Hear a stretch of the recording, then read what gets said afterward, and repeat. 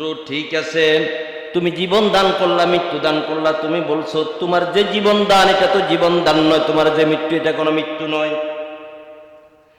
হযরত ইব্রাহিম বললেন ফাতি বিহা মিনাল মাগরিব, ঠিক আছে আমার আল্লাহ, সূর্য পূর্ব দিকে উঠায় পশ্চিম দিকে নাই।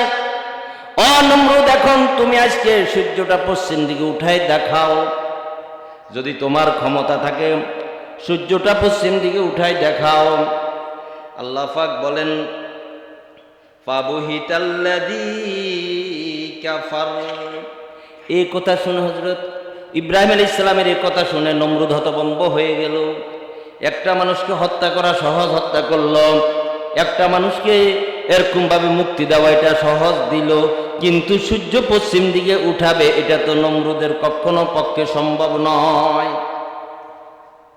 ওয়াল্লাহু লা ইয়াহদিল কওমাজ জালিমিন। আল্লাহ রাব্বুল আলামিন সারা জগতের মানুষকে লক্ষ্য করে বলে, ও দুনিয়ার মানুষ, খবরদার সীমালঙ্ঘন করিও না, জুলুমি করিও না, অত্যাচার করিও না।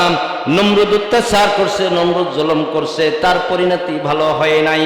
এইভাবে কেউ যদি নমরুদের মতো জুলুম করে, আল্লাহ বলেন আমি তাদেরকে হেদায়েত দিই না, আমি তাদেরকে হেদায়েত দান করি না। ওয়াল্লাহু লা ইয়াহদিল কওম জালিম, কওমকে আমি কখনো হেদায়েত দিই না। যারা ইসলামের পক্ষে কথা বলে, যারা দ্বীনের পক্ষে কথা বলে, আপনি মনে করবেন আপনি বহুত দামি, আপনি আল্লাহর দিকে মানুষকে আহ্বান করতেছেন, কিন্তু কেউ যদি তার বিরোধিতা করে, কেউ যদি তার পক্ষে না থাকে, তবে হুঁশিয়ার, খবরদার খবরদার, মালিকের দিকে ডাকার পরে নিজকে নিজে বড় মনে করবেন না। নমরুদ বড় মনে করেছিল, কোনো লাভ হয় নাই, থাকতে পারে নাই। ফেরাউন বড় মনে করেছিল, থাকতে পারে নাই। জগৎ থেকে চলে যাওয়া লাগছে, আল্লাহ তাআলা তাদেরকে টিকতে দেয় না। এরপরে রায়তে আল্লাহ তাআলা আরেকটা ঘটনা বয়ান করতেছেন, আল্লাহর হাবিবকে লক্ষ্য করে বলতেছেন আও কাল্লাযী মাররা আলা ক্বরিয়াতিন ওয়া হিয়া খাবিয়াতুন আলা উরুশিহা। এই আয়াতের তাফসীরের মধ্যে লিখছেন, এখানে হযরতে উযাইর, অনেকেরই অনেক মত আছে, কেউ কেউ হযরত হিজকিল আলাইহিস সালাম, কেউ বলছেন হযরতে খিজির আলাইহিস সালাতু ওয়াস সালাম, কেউ বলছেন, অধিকাংশ তাফসীর মুফাসসিরদের মত হলো হযরতে উযাইর আলাইহিস সালাতু ওয়াস সালাম একদিন বর্তমান যে খানায় বাইতুল মুকাদ্দাস, যেখানে বর্তমান অবস্থিত, বাইতুল মুকাদ্দাসের পাশ দিয়ে একদিন যাইতেছেন। এখানে বিশাল ঘটনা, আমি সংক্ষেপে শুধু আয়াতের অর্থের আলোকে যে কথাগুলো আছে এটা বলতেছি। হযরতে উযাইর আলাইহিস সালাতু ওয়াস সালাম বাইতুল মুকাদ্দাসের তখন শাসনকর্তা ছিলেন বক্তে নসর।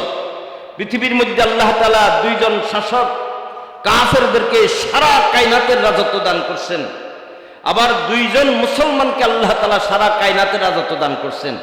মুসলমানদের মধ্যে একজন হইল, বলেন তো সেই নাম জানা আছে নি? কে? হযরতে সুলাইমান আলাইহিস সালাতু ওয়াস সালাম। বলেন কার নাম? আরে আমরা যদি এটা না জানি, যদি মুখস্থ না রাখতে পারি, একজন হইল পয়গম্বর সুলাইমান আলাইহিস সালাতু ওয়াস সালাম, আর একজন হইল হযরতে যিলকারনাইন। এই দুইজন সারা পৃথিবীর রাজত্ব করছেন। বর্তমান যারা পৃথিবীর রাজত্ব করার মূল হিসাবে বর্তমান আমেরিকার সরকার ট্রাম্প, সে চাচ্ছে সারা পৃথিবীর রাজত্ব করার জন্য। সে একবার এক একজনকে দমকায় শুধু কথার জন্য, গোটা দুনিয়া তার রাজত্বে, তার আয়ত্তে এসে যাক, গোটা দুনিয়া তার আয়ত্তে আসুক। এই জন্য ট্রাম্প মনে হয়ে লেগেছে, কোন দেশের সরকারকে উঠায় নিয়ে আসছে, কোন দেশের সরকারকে ধমক দিচ্ছে। ট্রাম্প জানে না তার থেকে আরো বড় সরকার পৃথিবীতে এসেছিল, কিন্তু তাদেরকে আল্লাহ তাআলা থাকতে দিয়েছে, আর ধ্বংস করে দিছে। কি বলেন, তারা থাকতে পারছে? থাকতে পারে না, ধ্বংস হয়ে গেছে। দুইজন সরকার ছিল সারা কায়নাতের মধ্যে, হিন্দুদের কাফেরদের মধ্যে সারা কায়নাতের রাজত্ব করছে। তার মধ্যে একজনের নাম হলো নমরুদ, একজনের নাম কি, আর একজনের নাম হলো বক্তে নসর। এই দুইজন খুব জালিম বাদশা ছিল, মানুষের অত্যাচার করত, মানুষের উপর নির্যাতন করত, মানুষের উপর জুলুম করত। বক্তে নসর সেই তৎকালীন সারা কায়নাতের সমস্ত মানুষের উপর অত্যাচার করে, মানুষের উপর নির্যাতন স্ট্রিমরোলার চালিয়ে সেই বাইতুল মুকাদ্দাসের আশপাশে বর্তমান যেরকম ইসরাইল গাজাকে ধ্বংস করে দিয়েছিল, তখন সে বক্তে নসর বাইতুল মুকাদ্দাসের আশপাশে সমস্ত পল্লী, সমস্ত গ্রামগুলোকে ধ্বংস করে দিয়েছে। বুলডোজার দিয়া যেরকম সবগুলো শেষ করে দেওয়া হয়, এরকম শেষ করে দিয়েছিল। তখন আর বাকি যারা ছিল তাদেরকে গ্রেফতার করেছিলেন। গ্রেফতারকৃতদের মধ্যে একজন ছিল হযরতে উযাইর আলাইহিস সালাতু ওয়াস সালাম। হযরত উজাইর আলাইহিস সালাম যখন মুক্তি পাইলেন, মুক্তি পাওয়ার পরে ওই পল্লী ওই গ্রাম দিয়া বাইতুল মুকাদ্দাসের পাশ দিয়া যখন চলছিলেন, তখন তিনি তাকায় দেখলেন গোটা বাইতুল মুকাদ্দাস সব মাটির সাথে সব ধ্বংস হয়ে গেছে। আল্লাহর দিকে, আসমানের দিকে তাকায় বললেন, কবে বাইতুল মুকাদ্দাস, কবে এই গ্রাম আবার আগের মতো হবে? যেখানে মার গাছ গাছও ছিল, যেখানে গর্বাই ছিল, এখন কিছু নাই, সবগুলা শেষ। এই প্রসঙ্গে আল্লাহ রাব্বুল আলামিন বলেন, আও কাল্লাযী মাররা আলা ক্বারিয়াতিন ওয়া হিয়া খাবিয়াতুন আলা উরুশিহা। আল্লাহর হাবিবকে লক্ষ্য করে বলেন, ওই গ্রাম্য লোকগুলোর কথা, ওই গ্রাম, ওই জনপদের কথা আপনি কি শুনেন নাই, জানেন নাই? যাদেরকে বক্তনসর অত্যাচার করি তাদের বাড়িঘরগুলা সবগুলা ধ্বংস করে দিয়েছিল। ওই মুহূর্তে সেখান দিয়ে যাচ্ছিলেন, মাররা মানে সেখান দিয়ে যাচ্ছিলেন একজন ব্যক্তি। ওই ব্যক্তি হলেন হযরত উজাইর আলাইহিস সালাম। কোরআনে কারীমের মধ্যে নাম লেখেন নাই, কিন্তু মুফাসসিরিন ইকরাম নাম লিখেছেন। হযরত উজাইর আলাইহিস সালামের কথা বলছেন। হযরত উজাইর আলাইহিস সালাম তাকাইলেন, তাকাইয়া বললেন, ক্বালা আন্না ইউহয়ি হাদিহিল্লাহু বা'দা মাউতিহা। হায়রে, সারা গ্রামগুলা সব তছনছ হয়ে গেছে, কোনো গাছ নাই, কত সুন্দর বাগবাগিচাওয়ালা গ্রাম, আজকে কিছুই দেখা যায় না, সবগুলা শেষ হয়ে গেল। কিভাবে এটা আবার পুনরুজ্জীবিত হবে? কিভাবে গ্রাম আবার সুন্দর হবে? কিভাবে এলাকার ঘর বাড়িগুলো আবার নতুন করে উঠবে? হযরত উজাইর আলাইহিস সালাম এইভাবে ভাবতেছেন। সাথে সাথে আল্লাহ তাআলা তো দেখেন। আমরা অনেক সময় মনে করি আল্লাহ কি সবগুলা দেখেনি? আল্লাহ তাআলা ফাআমাতাহুল্লাহু মিয়াতা আমিন, আল্লাহ তাআলা ওই জায়গাতে হযরত উজাইর আলাইহিস সালামকে মৃত্যু দিলেন। মৃত্যু দিয়া রাখলেন, একদিন নয়, 2 দিন নয়, আল্লাহ বলে মিয়াতা আমিন, 100 বছর পর্যন্ত মৃত অবস্থায় হযরত উজাইর আলাইহিস সালাম ছিল। যখন 100 বছর শেষ হলো, 100 বছর পরে সুম্মা বাসাহু, আল্লাহ তাআলা হযরত উজাইর আলাইহিস সালামকে উঠাই দিলেন বা পুনরুজ্জীবিত করলেন। যখন হযরত উজাইর আলাইহিস সালাম উঠলেন, আল্লাহ পাক জিজ্ঞাসা করে, ক্বালা কাম লাবিস্তা, যে তুমি কতদিন এইভাবে ছিলা? হযরত উজাইরকে আল্লাহ তাআলা জিজ্ঞাসা করে। উজাইর সাল্লাম উঠিয়ে চতুর্দিকে তাকায়, দেখে আগের মতো সেই ঘর বাড়ি গাছ গাছওয়া পর্যন্ত 100 বছরে আর কি না থাকে, সবগুলা খুব সুন্দর দেখা যাইতেছে। তো আল্লাহ তাআলা হযরত উজাইরকে জিজ্ঞাসা করে, ক্বালা কাম লাবিস্তা, তুমি কতদিন এভাবে ছিলা? হযরত উজাইর বলেন, ক্বালা লাবিস্তু ইয়াওমান আও বা'দা ইয়াওম, ওগো আল্লাহ, আমি একদিন এভাবে ঘুমেছিলাম, অথবা একদিনের থেকে কিছু কম, একদিনের কিছু অংশ আমি এভাবে ছিলাম। আল্লাহ বলে, না রে উজাইর, একদিন নয়, 2 দিন নয়, তুমি সেই কতদিন ছিলা তুমি কি জানো নি? বলে, আল্লাহ কতদিন ছিলাম? আল্লাহ পাক বলেন, ক্বালা বাল লাবিস্তা মিয়াতা আমিন, ও উজাইর, তুমি 100 বছর পর্যন্ত এইভাবে তুমি মৃত্যু অবস্থায় তুমি এখানে ছিলাম। হযরত উজাইর আলাইহিস সালাম আশ্চর্য হয়ে গেলেন, 100 বছর পর্যন্ত আমি এভাবে ছিলাম। এরপর যখন জনপদের দিকে তাকালো, তখন বুঝতে পারলো যে এইভাবে জনপদ আবার আগের মতো সুসজ্জিত হয়ে গেল, গাছ গাছও আবার আগের মতো সুন্দরভাবে হয়ে গেল। আল্লাহ পাক বলে, ফাআনজুর, ও উজাইর, দেখো দেখো দেখো। বলে, কি দেখবো? বলে, লা তুআমিকা ওয়া শারাবিকা, তোমার যে খানাগুলা আনছিলা, তুমি যে খানা নিয়ে চলছিলা, পানি নিয়ে চলছিলা, তাকায় দেখো, তোমার ওই খানা আর পানিগুলা এখনো আছে। ওই খানা আর পানিগুলা আমি নষ্ট করলাম, আমি নষ্ট করি নাই।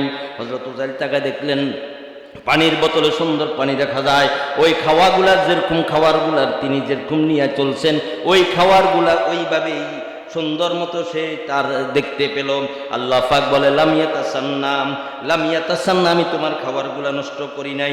এরপর আল্লাহ পাক বলে, উজাইর, তোমার সাথে আবার আরেকটা গাধা ছিল, আর একটা, ওয়া আনজুর ইলা হিমারিকা, তোমার গাদার দিকে তাকাও, দেখে গাদা তো নাই। আল্লাহ পাক বলে, গাদা মারা গেছে, গাদা মরছে। ওয়ালিনাজআলাকা আয়াতাল লিন্নাস, ওই গাদার দেখো হাড্ডিগুলা দেখা যায়, গাদা মরে সব শেষ হয়ে গেছে। আল্লাহ বলে, আমি তোমার এই ঘটনাকে গোটা জাতির জন্য একটা নিদর্শন হিসাবে করলাম।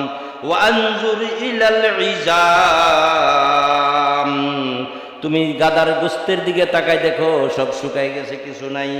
কাইফা নুনশিজুহা সুম্মা নাকসুহা লাহামাম।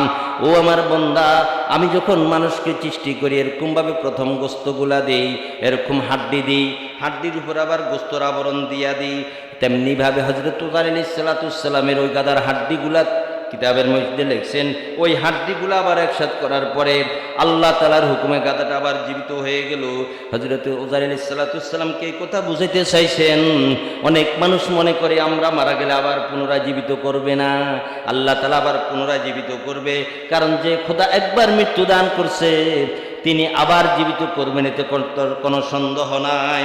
আল্লাহ রাব্বুল আলামিন বলেন, ফালাম্মা তাবায়্যানা লাহু ক্বালা আ'লামু আন্নাল্লাহা আলা কুল্লি শাইইন কাদির। ফালাম্মা তাবায়্যানা, জবগুলো হযরত উযার আলাইহিস সালাম সব যখন দেখলেন, বুঝলেন, বুঝি আর কোনো বাকি না। এখন হযরত উযার বলে, ক্বালা আ'লামু, আল্লাহ গো আমি তো জানি, আপনি তো সব পারেন। ও মুসলমান, আমাদের জানা থাকতে হবে আল্লাহ তাআলা সব কিছু করতে পারেন, ঠিক কিনা? হযরত উযার আলাইহিস সালাম বলে, ক্বালা আ'লামু আন্নাল্লাহ, আপনি এমন আল্লাহ, আপনি আমাদের এমন রব, আপনি এমন খালেক, আপনি সব কিছু করতে পারেন। আপনি মানুষকে মারতে পারেন, মানুষকে জীবিত করতে পারেন, মানুষের সব কিছু আপনি দেখতে পারেন। এই জন্য দুনিয়ার মানুষ যখন আল্লাহকে ভয় করবে, দুনিয়ার মানুষ যখন আল্লাহকে ভয় করবে, দেখবেন আপনার জীবন চলা সহজ হবে। আল্লাহকে যদি ভয় না করে আমরা চলি, যখন আজান দেওয়া হয় মানুষের অন্তরে যদি আল্লাহর ভয় থাকে, কখনো সে দোকানে বসে থাকতে পারে না। কি বলেন, পারেনি? যখন আল্লাহর ভয় থাকে কোন মানুষ অন্যায় করতে পারে না। আল্লাহর যখন ভয় থাকে কোন মানুষ কাহারও ক্ষতি করতে পারে না। আল্লাহর ভয় থাকলে কোন মানুষ আইল থেকে ঠেলতে পারে না। আল্লাহর ভয় থাকলে কোন মানুষ কামে এরকম ভাবে কোন কামে ফাঁকি দিতে পারে না, মাফে কম দিতে পারে না, বেজাল মাল মিশাইতে পারে না, যদি আল্লাহর অন্তরে ভয় থাকে। হযরত উযার আলাইহিস সালাম বলেন, আয় আল্লাহ, আমি জানি আপনি সব পারেন, আপনার কুদরত আর আপনার ক্ষমতা অনেক বেশি, আপনার ক্ষমতা সবচেয়ে বেশি, আপনার শক্তি সবচেয়ে বেশি, আপনি সব কিছু করতে পারেন। আমাকে 100 বছর ঘুমের মধ্যে রাখা পুরা গ্রামটাকে আপনি সুসজ্জিত করে এরকম ভাবে ঘর বাইগুলাদের মতো সুন্দর করে আপনি দেখাই দিলেন, অথচ আপনার তো 100 বছরও লাগে না। আপনি চাইলে তো 1 সেকেন্ডও করতে পারেন, কিন্তু এটা হলো আপনার আদত। আপনি 100 বছর আমাকে ঘুমে রাখলেন আর এদিকে সব কিছু সুন্দর করে দিলেন। আপনি হইলেন ক্ষমতাবান, আপনার ক্ষমতার কোনো কমতি নাই। কি বলেন? এটা আমরা তো মনে করি আল্লাহর ক্ষমতা আসেনি, আল্লাহ সব কিছু করতে পারেনি। খালি যদি অন্তরে ভয় রাখতে পারেন, তখন আল্লাহ পাক আপনাকে যেইটা চাইবেন সেটাই আল্লাহ তাআলা দিবে। যদি আল্লাহ পাকের অন্তরে যদি আপনার ভয় থাকে, তখন সব কিছু করা সহজ। এরপরে ইব্রাহিম আলাইহিস সালাম আল্লাহ পাককে একদিন জিজ্ঞাসা করে, আল্লাহ, ওয়াইজ ক্বালা ইব্রাহিমু রব্বি আরিনি কাইফা তুহিল মাউতা, আচ্ছা আপনি কিভাবে মৃত্যুকে জীবন দিবেন, মানুষ যখন মারা যাবে আবার কিভাবে পুনর্জীবিত করবেন? তা আল্লাহ কালা আওয়ালাম তুমিন, তুমি বুঝি বিশ্বাস করো না? আচ্ছা হযরত ইব্রাহিম বিশ্বাস না করে এরকম কি হযরত ইব্রাহিম নেই? কি বলেন, সব বিশ্বাস করে। এরপর আল্লাহ কেন জিজ্ঞাসা? আল্লাহ পাক বলেন, কালাম আওয়ালাম তুমিন, তোমার কি বিশ্বাস নাই? হযরত ইব্রাহিম বলেন, কালা বালা ওয়ালাকিন লিয়াতমাইন্না কলবি। আল্লাহ, আমি বিশ্বাস না করার কি আছে? আমি কত কুদরত দেখলাম, আমার মতো কুদরত আর কে বেশি দেখছে? আপনি কি করে আমাকে দুনিয়াতে আনলেন? নমরুদের সমস্ত বাধার মধ্যে দিয়া, সারা কায়নাতের সমস্ত পরাশক্তির সমস্ত বাধার মধ্যে দিয়া আপনি আমাকে দুনিয়াতে এনেছেন। এরপরেও শুধু বাধার বাধা আর বাধা, আমাকে ধ্বংস করার জন্য সমস্ত শক্তি নমরুদ সমস্ত শক্তি দিয়ে চেষ্টা করছে, তারপরেও আমার কিছু করতে পারে নাই। আল্লাহ বলে, তুমি যে জিজ্ঞেস করলা, কয় শুধু একটু মনের একটা ভাবনা, কলবে একটা ইতমিনান হওয়ার জন্য আমরা হয়তো জিজ্ঞেস করলাম, কিন্তু আমি জানি আপনি সব কিছু করতে পারেন। হজরত ইব্রাহিম এটা ভাবতেন ছোটবেলা থেকে, যখন তিনি কোথায় গর্তের মধ্যে ছিলেন, মা হজরত ইব্রাহিমকে গর্তে রেখেছেন, এটা তো সবাই জানেন। তো একদিন রাত্রে এরকম ভাবে গর্তের মধ্যে চিন্তা করতে করতে করতে করতে উপরে আইসা বসছেন। বসি চিন্তা করে যে এখানে যে আমি দেখতেছি সারা দুনিয়া, আসমান জমিন সব কিছু দেখতেছে, নিশ্চয় এগুলার খোদাকে এরকমভাবে ভাবতেছে, চিন্তা করতেছে। সকালে মা আসছে, মারা জিজ্ঞেস করে, মা, ছোট্ট বাচ্চা মারা জিজ্ঞেস করে, মা আমাদের খোদাকে? মা কয়, এত কথা জিজ্ঞেস না, এমনি তো ভেজাল। কি বলেন, ভেজাল লয়নি তখন? কয় না, বলেন না আমাদের খোদাকে। আমার খোদা হলো তোর বাবা। হজরত ইব্রাহিম আলাইহিস সালাম জিজ্ঞেস করার পরে মা বলে, আমার খোদা কে? তোর বাবা। তো হজরত ইব্রাহিম আলাইহিস সালাম জিজ্ঞেস করে, বাবার খোদাকে? বাবার খোদা নমরুদ। নমরুদের খোদাকে যখন জিজ্ঞেস করা শুরু করছে, মা কও, থাম, তুই আর জিজ্ঞেস করিস না, বন্ধ কর। চিন্তায় অস্থির। সারাদিন চলে গেল, খোদা তালাশ করতেছে। আমরা কদিন খোদা তালাশ করছি? কদিন আমরা চাইছি যে আমাদের রবকে, আমাদের আল্লাহকে, যিনি আমাদেরকে খাওয়াইতেছে, যিনি আমাদেরকে চালাইতেছে, যিনি আমাদের সমস্ত কিছু দান করছে, কোনদিন তার কথা ভাবিও নাই। হযরত ইব্রাহিম আলাইহিস সালাম এরকম ভাবে সকালবেলায় সারাদিন চিন্তা করতে করতে যখন সূর্য ডুবে গেল, আকাশে যখন তারকারাজি দেখলো, তারকার দিকে তাকাইয়া ভাবতেছে। মা বলছে, তারকা নমরুদের খোদা, নিশ্চয় তারকা মনে হয় সকলের খোদা। ফালাম্মা জান্না আলাইহিল লাইলু রাআ কাওকাবান ক্বালা হাযা রাব্বী। হযরত ইব্রাহিম যখন আসমানে তারকাগুলা দেখলেন, তখন মনে মনে ভাবে, এটাই আমাদের রব। মা বলছে, নমরুদের রব তারকা, নিশ্চয় আমারও রব, সকলের রব। যখন তারকাগুলা চলতে চলতে চলতে চলতে পশ্চিম দিকে যাইয়া ডুবতে শুরু করলাম, হযরত ইব্রাহিম রবের চিন্তা করেন, ভাবতেছেন, এটা কই যায় আমার রব? তো ঠিক থাকে এক জায়গায়। বারবার ভাবে, দেখে তারকাগুলা পশ্চিম দিকে যাইয়া ডুবে যায়। ফালাম্মা আফালাম, যখন তারকাগুলা ডুবে গেল, হযরত ইব্রাহিম আলাইহিস সালাম ভাবে, না না, যার ক্ষয় হয়ে যায়, যে ডুবি যায়, সে কখনো রব হইতে পারে না। ছোট্ট একটা বাচ্চা রবের চিন্তা করে। বর্তমান মুসলমানের বাচ্চারা রবের চিন্তা তো দূরের কথা, রবের কথা কোনোদিন ভাবেও নাই। অনেক আছে এখানে ছেলেদেরকে মাদ্রাসায় দিছেন, ছেলেরা মাদ্রাসা পড়ে, কিন্তু বাবা এক ওয়াক্ত মসজিদের কাছে যায় না। হয়তো শুধু ঈদের দিন নামাজটা হয়, এরকম বহুত বাবা আমাদের জানা মতে আছে। আপনার ছেলে কোরআন শিখবেন, আপনার ছেলে দিন শিখবে, আপনার ছেলে হাফেজে কোরআন হবে, আপনি ভয় করবেন। আপনার মধ্যে নামাজ নাই, আপনার মধ্যে জিকির আজকার নাই, আপনার মধ্যে কোরআন তেলাওয়াত নাই, আপনার অন্তরে আল্লাহর ভয় নাই। একসময় দেখবেন হয়তো আপনার কোনো ক্ষতি হয়ে যাবে, বা আপনার ছেলের ক্ষতি হবে, অথবা আপনাকে নিয়ে যাবে ছেলেকে রাইখা। কারণ বেনামাজি আপনি বারবার ফেরেশতারা খোঁটা দেন। ফেরেশতারা আপনার ছেলেকে দেখাই বলে, দেখো ছেলের বাবাটা কেমন, যে আল্লাহকে একটা সিজদা করে না। ছেলেটা সারাদিন কোরআন তেলাওয়াত করে, বাবা আল্লাহকে সিজদা করে না, বাবা কোনোদিন মসজিদের দিকে তাকায়ও না। যুবক ভাইয়ের জন্য যারা সন্তান মাদ্রাসা দিয়েছেন, যাদের সন্তান কোরআন তেলাওয়াত করে, মালিকের দরবারে কান্নাকাটি করিয়েন, দোয়া করবেন। হযরতে বাইজিদ বুস্তামি রাহমাতুল্লাহ আম্মা জান সন্তানকে মাদ্রাসা দিয়ে আসতে হুজুরকে বললেন, আমি আমার সন্তানটাকে মাদ্রাসায় দিয়ে যেতেছি, আপনি আলেম বানাই আমার সন্তানটাকে বাই পাঠাবেন। কিছুদিন যাওয়ার পরে সন্তান একদিন হুজুরের কাছে যায়, বলল, হুজুর, আমার মায়ের জন্য অন্তরে খুব পরাণ হইতেছে, খুব কষ্ট লাগতেছে, আমাকে একটু ছুটি দিলে যাই, মায়ের সাথে দেখা করে চলে আসবো। ওস্তাদ বলতেছে, না না না, তোমার মা আমাকে একটা শর্ত দিছে, লেখাপড়া শেষ করা বাড়িতে যাওয়ার জন্য কোনো অনুমতি নাই। সন্তান ধরছে, যেমন ভালো করে ধরছে। তখন ওস্তাদ চিন্তা করলো, ঠিক আছে, তাকে একটা শর্ত দিয়া দিই। তুমি যদি আজকে রাত্রির মধ্যে এক পারা কোরআন তেলাওয়াত করে, অথবা 10 পাতা 10 পৃষ্ঠা বা 20 পৃষ্ঠা কোরআন তেলাওয়াত করে আমাকে কোরআন হেফজ করে যদি মুখস্থ করে শোনাতে পারো, আগামীকালকে তোমাকে ছুটে দেব। ওই সন্তান আল্লাহর কাছে কয়, আয় আল্লাহ, যখন গভীর রাত্রি হয়ে গেছে, আল্লাহর দরবারে কান্দা শুরু করলো, আল্লাহ, মাকে দেখতে খুব মনে ইচ্ছা, কিন্তু ওস্তাদ এমন এক শর্ত দিল, 20 পারা 20 পাতা 20 পৃষ্ঠা বা 1 পারা কোরআন মুখস্থ করা কি আমার পক্ষে সম্ভব? ওগো রব্বুল আলামিন, তুমি যদি তৌফিক দাও, হয়তো হইতে পারি।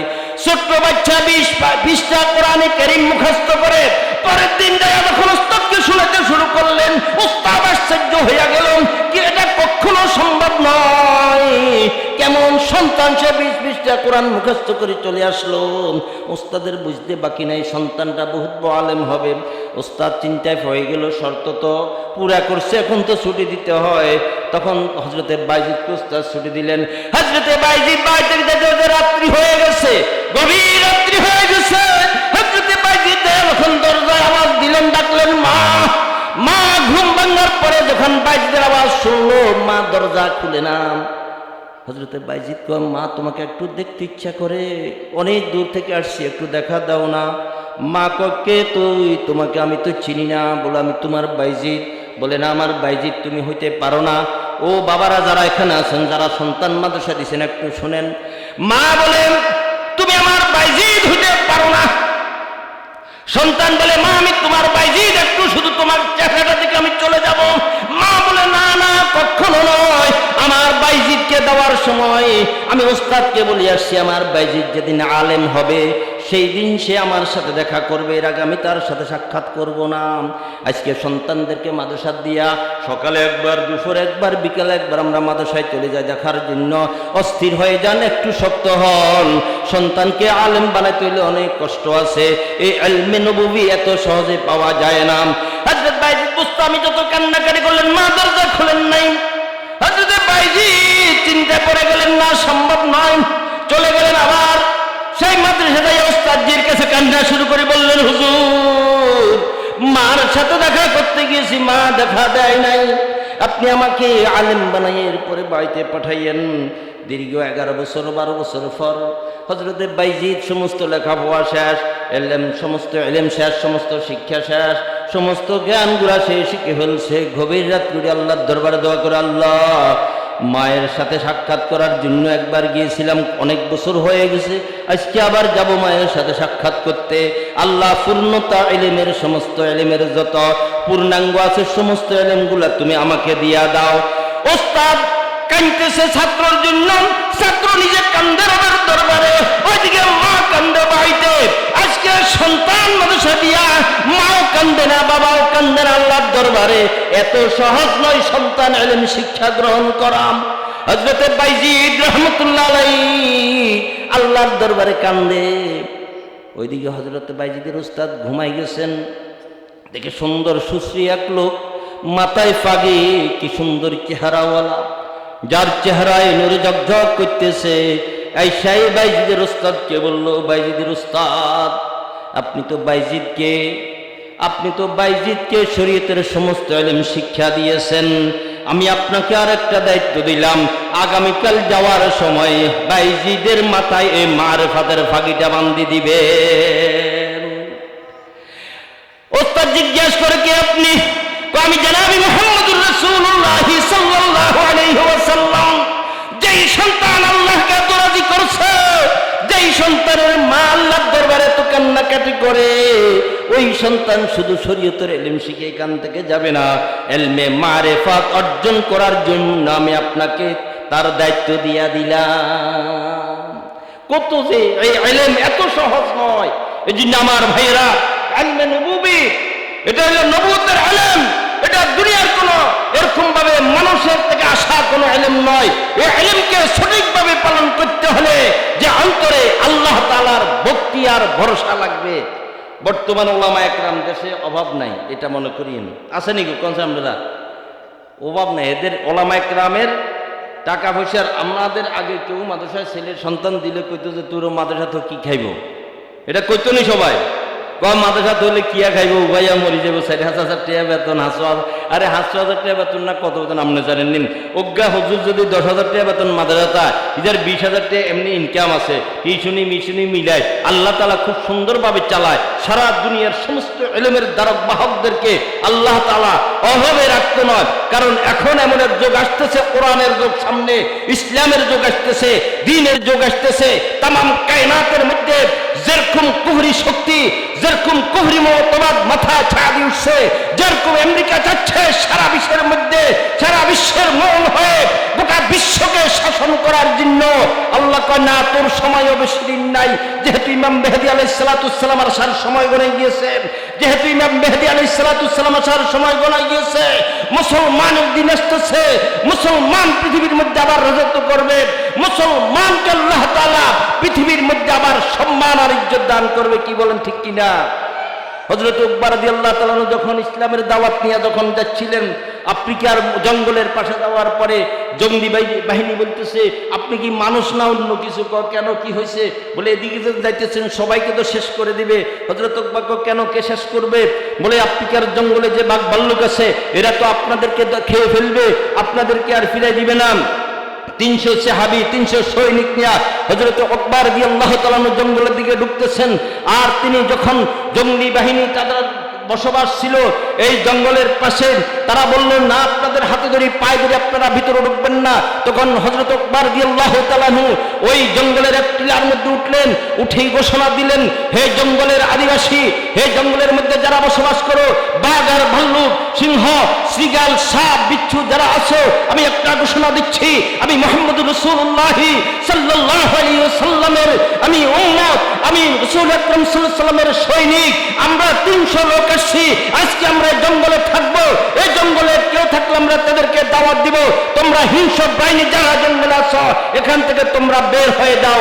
আমি 3 দিনের আলটিমেটাম দিলাম, 3 দিনের মধ্যে বের না হলে আমরা সকলকে হত্যা করে ফেলবো।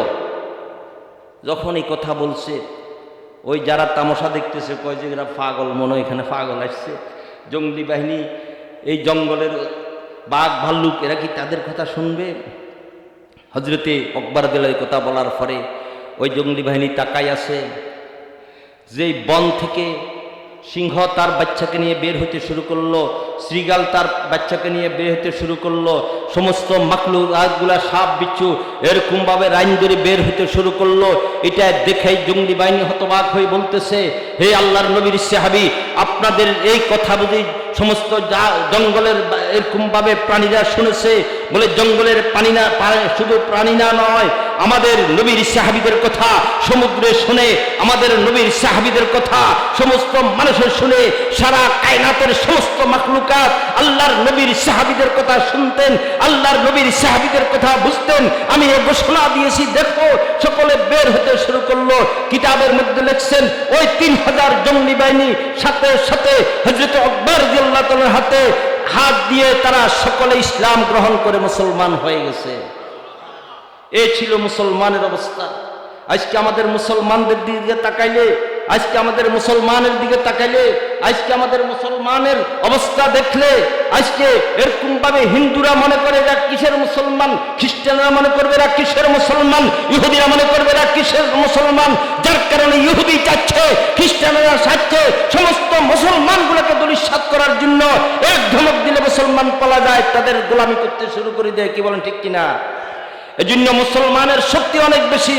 হযরত খালিদ বিন ওয়ালিদ রাদিয়াল্লাহু তাআলা আনহু একবার হুজুর আকরাম সাল্লাল্লাহু আলাইহি ওয়াসাল্লাম যখন জিহাদের মধ্যে পাঠাইতেছেন তখন 60,000 সৈন্য হযরত খালিদ রাদিয়াল্লাহু তাআলা বলছে, যাও তোমরা 60 জন চলে যাও। হযরত খালিদ রওনা দিছে, তার সৈনিকরা বলতেছে 60,000, আমরা কজন? বলে আমরা 60 জন। হযরত খালিদ রাদিয়াল্লাহু তাআলা আনহু বলতেছেন, ইয়া রাসূলুল্লাহ, 60,000 সৈনিকের বিনিময়ে 60 জনেরও প্রয়োজন নাই। আমি খালিদকে আপনি যদি হুকুম করেন, একাই আমি 60,000 সৈনিকের বিরুদ্ধে আমি জিহাদ করব। এই ছিল সাহাবায়ে কেরামের অবস্থা। আল্লাহর নবী যখন উহুদের ময়দানে দান মোবারক যখন শাহাদাত বরণ করলেন, পুরা উহুদের ময়দানে কান্নার রোল পড়ে গেল। কাফেররা ঘোষণা দিল, কুতলা মুহাম্মদ, মুহাম্মদকে হত্যা করা হয়েছে। এই ঘোষণা যখন মদিনার অলিতে গলিতে শুরু হয়ে গেল, চলতে শুরু করলেন, মুসলমানেরা ধৈর্য হারাই ফেললেন, সাহাবায়ে কেরাম অস্থির হয়ে গেলেন। কিছু মুনাফিক কাফের ঘোষণা দিয়ে চলতেছে আর বলতেছে, কার জন্য জিহাদ করবা? তোমাদের নবী আর নাই। এক গ্রাম্য মহিলার কাছে যখন এই খবর পৌঁছল, ওই মহিলা ঘর থেকে দৌড়াতে শুরু করলো। ঘর থেকে দৌড়ায় আর বলে, আমার রাসূলের কি খবর একটু আমি জানতে চাই। এক লোক বলতেছে, আল্লাহর বান্দি, তোমার রাসূলের খবর নিচ্ছ, তুমি কি জানো জিহাদের মধ্যে তোমার বাবা শাহাদাত বরণ করছে? আমার ভাইয়েরা, আমরা শুনলে আমাদের কি অবস্থা হইতো? ওই মহিলার মধ্যে কোনো চিন্তা নাই, শুধু পাগলের মতো দৌড়াইতেছে, আমার নবীজির কি খবর। মহিলা ইন্না লিল্লাহ বলে বলল, ঠিক আছে আমার নবীজির খবর জানাও। সামনে দৌড়তেছেন। আর এক লোকের সাথে দেখা হলো, ওই লোকটাকে জিজ্ঞাসা করলো, একটু আমার নবীর খবরটা আমাকে জানাও। বলে, আল্লাহর নবীর সাহাবী শুনো, এই জাহাজের মধ্যে তোমার ভাই শাহাদের মহব্বতে পাগল করা, কোনো কথা বলেন না, শুধু বলতেছে আমার রসুলের কি অবস্থা, আমার রসুলের খবর কি। এক লোক বলল, আল্লাহ রসুল সুস্থ আছেন। ওই মহিলা দোয়া যায় রসুলের সামনে বললেন, ইয়া রাসূলুল্লাহ, বাবা শাহাদাত বরণ করেছে, ভাই শাহাদাত বরণ করেছে, স্বামী শাহাদাত বরণ করেছে, সন্তান শাহাদাত বরণ করেছে। চারজন শাহাদাতের খবর শোনার পরেও আমি যখন আপনার চেহারা দেখলাম, আমার অন্তর থেকে সমস্ত দুঃখগুলো চলে গেল। আল্লাহর নবীর উম্মত শুনেন, যেই নবী উম্মতের জন্য আজও রওজা ধারে কাঁদতেছেন, ওই নবীর সাহাবীদের কি অবস্থা আর আমাদের কি অবস্থা। হযরত হানজালা রাদিয়াল্লাহু তাআলা আনহু নতুন বিবাহ হয়েছে, বিবির সাথে ছিল। যখন মদিনার অলিতে গলিতে আওয়াজ শুনল কুতিলা মুহাম্মদ, বিবিকে বলল তলোয়ার দাও। বিবি বলে, স্বামী আগে গোসল করেন। আল্লাহর নবীর সাহাবী পাগলের মতো হয়ে গেছে, দৌড়তেছে, এইগুলি দৌড়তেছে তলোয়ার নিয়ে। বিবি পিছে পিছে দৌড়ায়, বলে স্বামী গোসল করে যান। ওই সাহাবীর অন্তরে কি অবস্থা একমাত্র আল্লাহ পাক জানে, আর তিনি জানেন, দুনিয়ার কেউ জানে না। দৌড়তে দৌড়তে জিহাদের ময়দানে ঢুকে গেলেন। ঢুকার পরে তিনি শাহাদাত বরণ করলেন। বিবি যাই আল্লাহ রসুলের দরবারে দাঁড়িয়েছে। আল্লাহ রসুল জিজ্ঞেস করে, কি হয়েছে, তুমি কেন আসছো? বলে, আমার স্বামী গত রাত্রে জিহাদে আসছেন। বলে, তোমার স্বামীকে তো আমি আসতে বলি নাই, মাত্র নতুন বিবাহ হয়েছিল। বলে, তিনি চলে আসছেন। বলে, ঠিক আছে।